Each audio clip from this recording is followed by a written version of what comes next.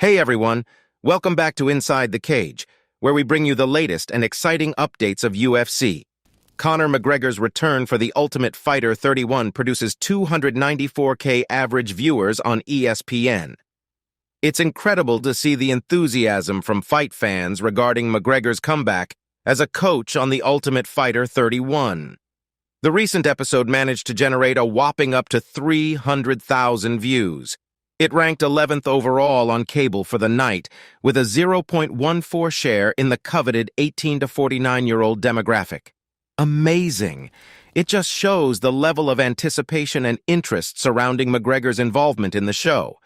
The fans are definitely eager to witness his coaching skills and see what he brings to the table. Surely, it's an exciting time to be a fight fan, that's for sure. However, it's worth noting that TUF 31 still outperformed the last cable season, TUF 28, which had 186,000 viewers in its debut. It's interesting to see that The Ultimate Fighter 29 and 30 aired exclusively on ESPN+, so we don't have viewer numbers for those seasons.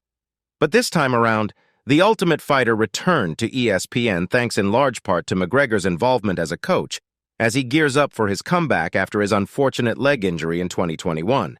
McGregor and Michael Chandler are coaching two teams of bantamweights and lightweights, featuring a mix of newcomers and UFC veterans. You can catch the rest of the season every Tuesday night at 10 p.m. ET on ESPN. So stay tuned for more intense battles of these aspiring fighters. Colby Covington discredits Jon Jones as MMA GOAT. Once again, Colby Covington is back in the spotlight and stirring up controversy. This time, he's targeting none other than Jon Jones. Covington, never one to shy away from speaking his mind, discredited Jones's claim to the greatest of all time title by suggesting that it should only be bestowed upon a clean-cut athlete. Ouch, that's quite a dig. It's exciting to see Covington resurfacing after being in the shadows for a year. He's preparing for his third shot at the UFC welterweight title. Recently, he even served as the official backup for the trilogy fight at UFC 286. But instead of focusing solely on his upcoming fight, Covington has been busy calling out fighters left and right, and now he's set his sights on Jon Jones. In a recent interview, Covington aimed to undermine an ESPN article that named Jones as the greatest fighter of all time. Not only did he question the designation, but he also managed to inject some political spin into the reasoning. Definitely, he knows how to make waves in the MMA world. Covington told MSCS Media in response to Jones being called the greatest fighter of all time. That's whoever's opinion that was writing that from ESPN that day. That's cool, that's your opinion, but there's probably 20, 30, 40 million people in America that don't think the opposite. People in the Republican Party respect people that are blue-collar, that have a clean slate, that aren't breaking the law doing these violent acts. Everybody knows the multiple steroid tests that he failed. So how can you call yourself a clean-cut athlete and the greatest of all time when you cheated on multiple steroid tests and broke many laws? For me, the greatest fighter of all time has to be a good fighter in the cage and outside the cage. Tyson Fury responds to Francis Ngannou. Did you catch that Twitter exchange between Francis Ngannou and Tyson Fury? Guys, it's heating up!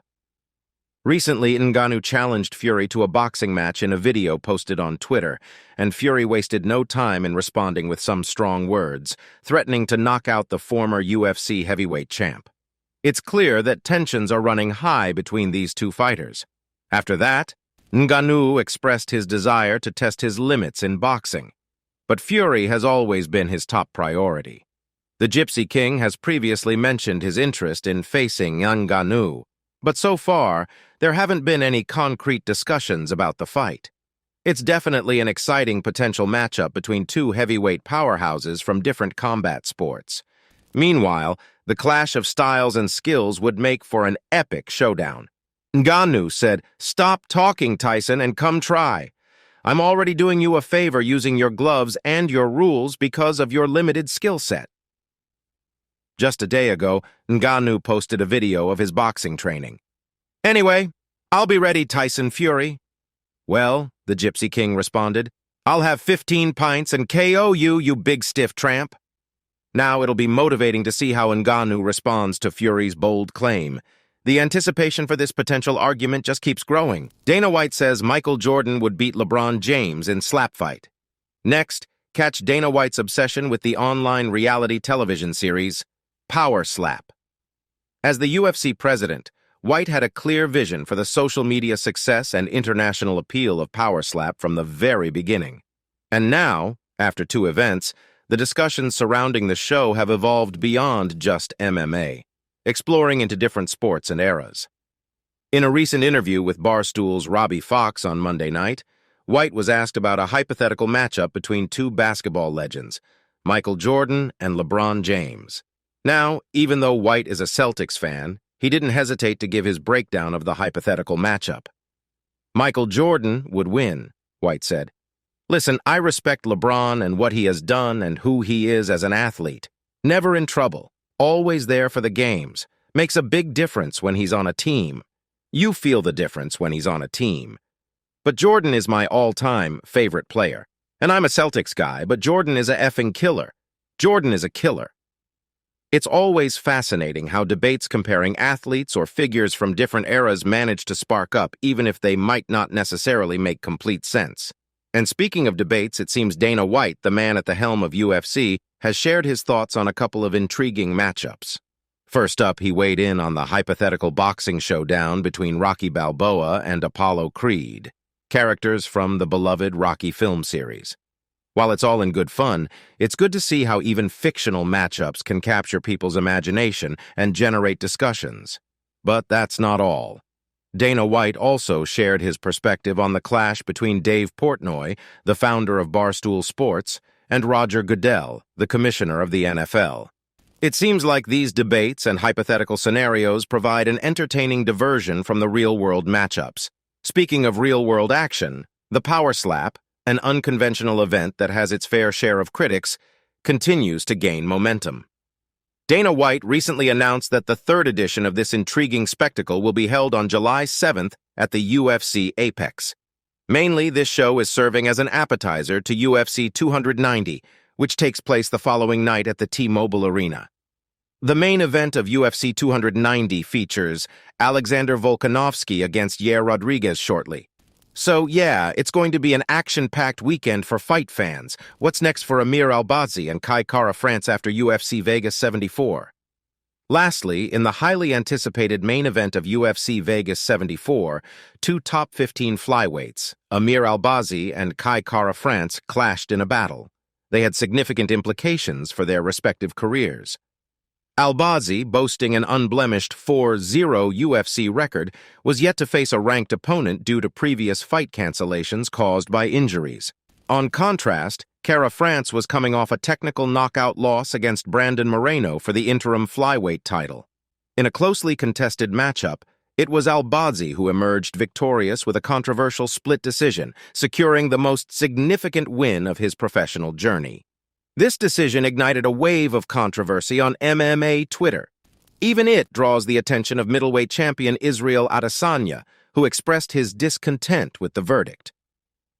Despite the divided opinions, Albazi proved that he belongs among the division's top fighters and showcased his ability to compete with the best. While he called for a title shot following his victory, it seems unlikely as Brandon Royval is already set to face the winner of Brandon Moreno versus Alexandra Pantoja. Additionally, Albazi's win was not considered definitive, and UFC President Dana White was not overly impressed, suggesting that Albazi may need another convincing win to solidify his case for a title opportunity, while Kara France finds himself in a challenging position after suffering 2 consecutive losses. To regain his momentum and climb back up the rankings, he will need to string together a series of wins before re-entering the title contention picture. A suitable next opponent for him could be David Dvorak, assuming the Czech fighter triumphs over Steve Erceg at UFC 289. Their timelines align for a showdown in the fall, providing Dvorak with an opportunity to face a top 5 opponent, while Kara France faces someone ranked below him. As Albazi and Kara France continue their journeys in the flyweight division, their performances and future matchups will undoubtedly shape their paths toward title contention. Fans can expect further excitement and fierce competition in the coming months. Let's see what happens next. All right, guys, that's all for today. Thanks for watching till the end. Remember to give this video a thumbs up and subscribe to our channel to stay updated about our future videos. See you in the next one. Until then, goodbye.